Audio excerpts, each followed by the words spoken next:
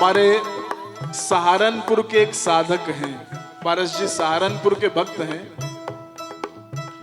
उनकी बिटिया बाबा की बहुत बड़ी भक्त है, अनन्य भक्त। और जब नौकरी कर रही थी तो जब पहली तनख्वाह मिली तो उसमें से 100 रुपए का नोट निकाला है। इसी शिरडी नाथ की बात कर रहा हूं जिसके दर्शन आज करके आए हो। 100 रुपए का नोट निकाला और कहा कि बाबा जब भी शिरडी आऊंगी तो आपकी समाधि के सामने जो दक्षिणा हुंडी है उसमें ये 100 रुपए का नोट अर्पित करूंगी। सारी दुनिया पर करामात करती है। आपने दर्शन किए बाबा की समाधि के, प्रत्यक्ष बाबा उसमें विराजते हैं। सारी दुनिया पर करामात करती है, जाकर के देखो साईं की समाधि भी बात करती है। कभी तुम्हारे मन में कोई संशय हो तो समाधि के पास जाकर के बाबा से कहना, तुम्हारी बात को बाबा सुनेंगे। तो उसने कहा कि जब भी मैं शिरडी जाऊंगी ये 100 रुपए का नोट वहां अर्पित करूंगी अवश्य। लेकिन कहते हैं ना कि शिरडी वही आते हैं जिन्हें बाबा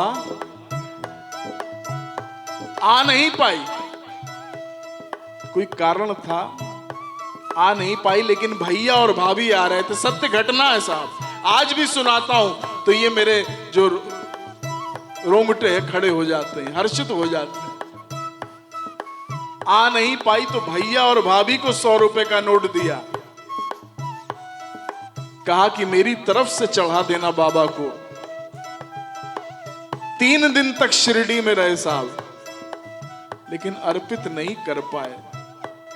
अब आजकल के रिश्ते भी ऐसे हैं कि हो सकता है कि ध्यान ना रहा हो या जानबूझ करके भूल गए, तो बाबा को अर्पित नहीं किया। मनमाड से ट्रेन थी उनकी,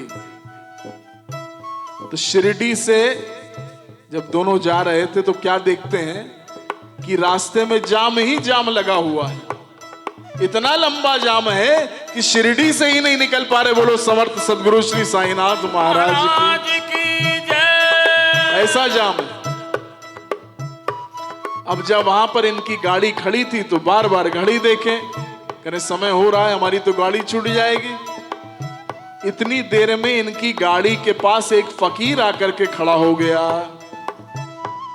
सत्य घटना। आया और इनका दरवाजा खटखटाने लगा। दरवाजा खोलो। इनको लगा कोई मांगने वाला है, टालते रहे। जाम खुलने का नाम नहीं ले रहा। मन में आया कि एक बार सुन तो लें क्या कह रहा है। जब बात सुनी तो फकीर कहने लगा, मेरी एक अमानत तुम्हारे पास रखी है। मेरी एक अमानत तुम्हारे पास रखी है। कहले कौन सी अमानत? तो कहने लगे 100 रुपए का नोट तुम्हारे पास रखा है, बस वो मुझे दे दो, मैं चुपचाप चला जाऊंगा, किसी को कुछ नहीं कहूंगा। पत्नी ने कहा कि पता नहीं कौन है, छोड़ो। लेकिन जाम मन में स्मरण हुआ कि बहन ने एक नोट दिया था, वो बाबा को चढ़ाया नहीं। मेरे भाई बहन, जैसे ही उस फकीर के हाथ में वो 100 रुपए का नोट रखा है तो जाम खुल गया। बाबा स्वयं आ गए और अपनी अमानत लेने के लिए अपने भक्त की। तो आप जो भाव से देते हो ना, बाबा उसको स्वीकार करते हैं। और साहब वो जब उस बिटिया का विवाह हुआ तो सबसे पहला कार्ड, मैं आपको वो बात बता रहा हूं जो चरित्र में नहीं, जो भक्तों के साथ प्रतिपल प्रतिक्षण चमत्कार घटित होते हैं। ये लोग जो बाबा की मूर्ति हटा रहे हैं, मैंने वाराणसी में जब ये हुआ था तो हम उस समय दक्षिण में थे, तो हमने वहां से वीडियो बना करके डाला था और मैंने यही कहा था कि हमारा विश्वास इतना छोटा नहीं है कि एक मूर्ति से खंड खंडित हो जाए। मैंने उसमें कहा था कि दुनिया की मूर्तियां हट जाएं, लेकिन मेरे हृदय में जो साईनाथ की मूर्ति है वो हटने वाली नहीं है। तो इस बिटिया का जब विवाह हुआ तो ये कार्ड रखने के लिए समाधि मंदिर में आई है और इसने बाबा के समक्ष उस कार्ड को रखा है और बाबा से कहा कोई आए ना आए, लेकिन मेरे साईं मेरी शादी में तुम जरूर आना।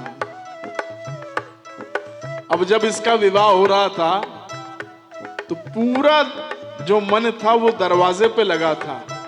विवाह उत्सव चल रहा है, चारों ओर शहनाई की गूंज चल रही है, चारों ओर मंगल उत्सव चल रहा है, मंत्र उच्चारण चल रहा है, भद्रम करणे भी शृणुयाम देवा। लेकिन मन में भाव यही है, मेरे साईं आ तो नहीं गए, बड़े लीलाधर है ना, कब कौन सा रूप धारण कर लें, कब किस रूप में आ जाएं। तो विवाह में मन नहीं लग रहा था, बाबा में मन लगा था। वही बात जो आपसे मैंने कही थी। पूरा विवाह उत्सव बीत गया लेकिन इसके हिसाब से बाबा नहीं आए। अब जब अपने ससुराल को जा रही थी तो मन में एक पीड़ा थी कि मैंने साईं को बड़े भाव से बुलाया था लेकिन बाबा आए नहीं।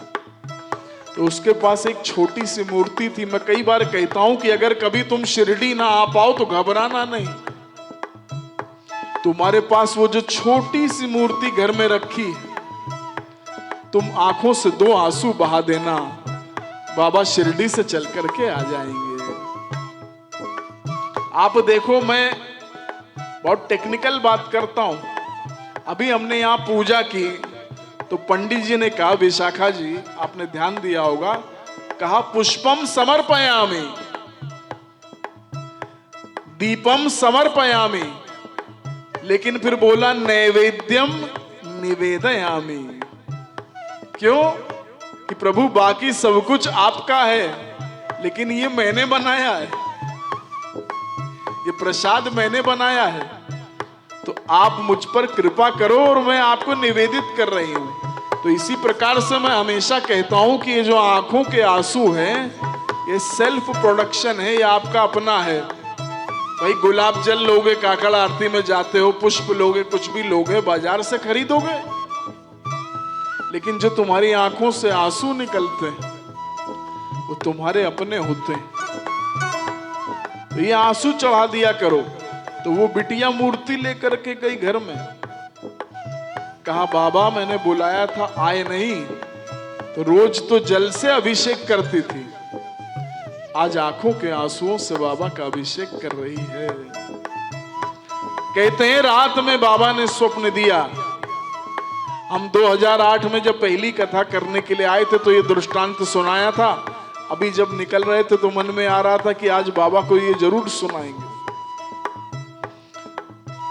बाबा से कहने लगी प्रभु आप आए नहीं।